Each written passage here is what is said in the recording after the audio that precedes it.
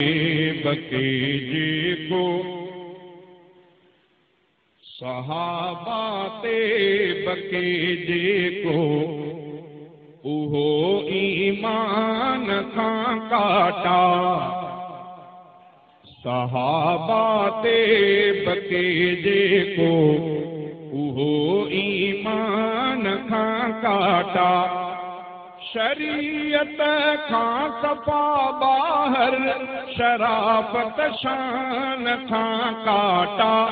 सहाबा ते बकीजे को उहो ईमान खां काटा। सहाबा ते बकीजे को उहो ईमान खां काटा। शरीयत खां सफ़ा ॿाहिर शराफत शान खां काटा। सहाबा ते बकीजे को उहो ईमान खां काटा।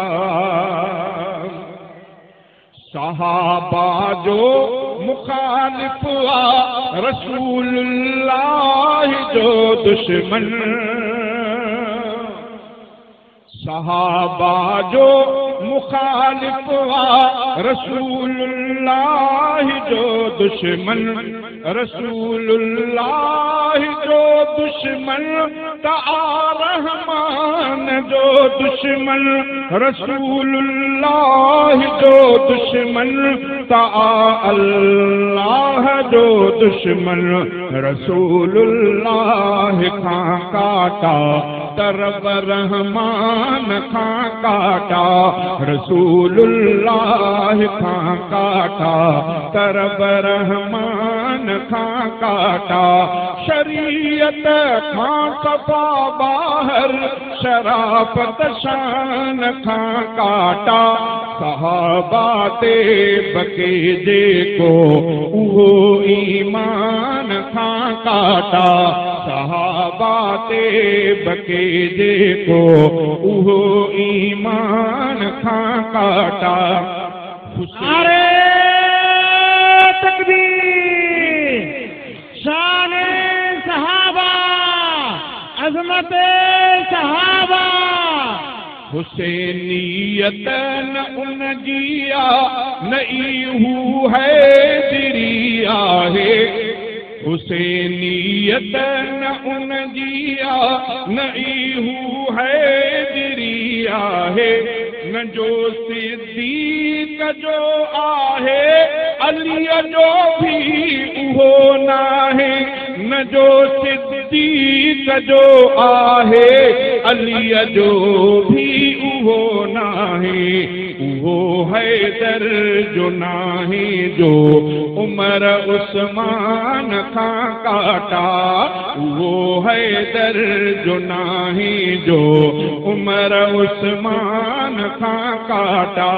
शरीयत खां सफ़ा ॿाहिर शराफत शान खां काटा। सहाबा ते बकीजे को उहो ईमान खां काटा। सहाबा ते बकीजे को उहो ईमान खां काटा। मुआविया सां उनसियत मशीयत ऐज़ दी आहे। मुआविया सां उनसियत मशीयत ऐज़ दी आहे। उहो ईमान छा ॼाणे अंदर जंहिंमें बदी आहे। उहो ईमान छा ॼाणे अंदर जंहिंमें बदी आहे। मुआविया खां पासीरो भले फरमान खां काटा। मुआविया खां पासीरो भले फरमान खां काटा। शरीयत खां सफ़ा ॿाहिर शराफत शान खां काटा। सहाबा ते बकीजे को उहो ईमान खां काटा। नारे तकबीर, शान सिद्दीक़ अकबर, शान फारूक आज़म,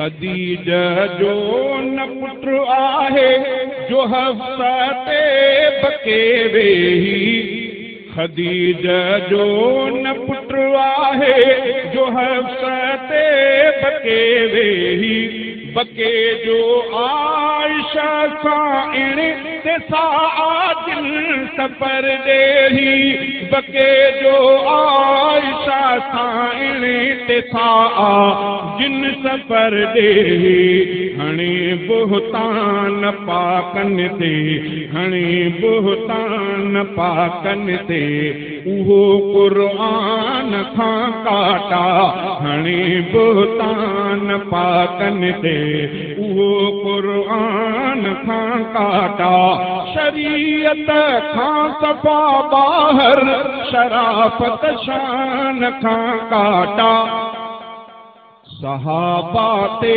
बके जेको उहो ईमान खां काटा हुजण हिन रीत घुरबो रफ़ीक़ अहमद हक़ीक़त में हुजण हिन रीत घुरबो रफ़ीक़ अहमद हक़ीक़त में मरे मुनकिर सहाबा जो उहो कहिड़ीअ बि क़ीमत में मरे मुनकिर सहाबा जो उहो कहिड़ीअ बि क़ीमत में हुजे ईमानदारनि जे सो क़ब्रस्तान खां काटा हुजे ईमानदारनि जे सो क़ब्रस्तान खां काटा शरीयत खां सफ़ा ॿाहिरि शराफ़त शान खां काटा सहाबा ते बके जेको उहो ईमान खां काटा असां खां अलामा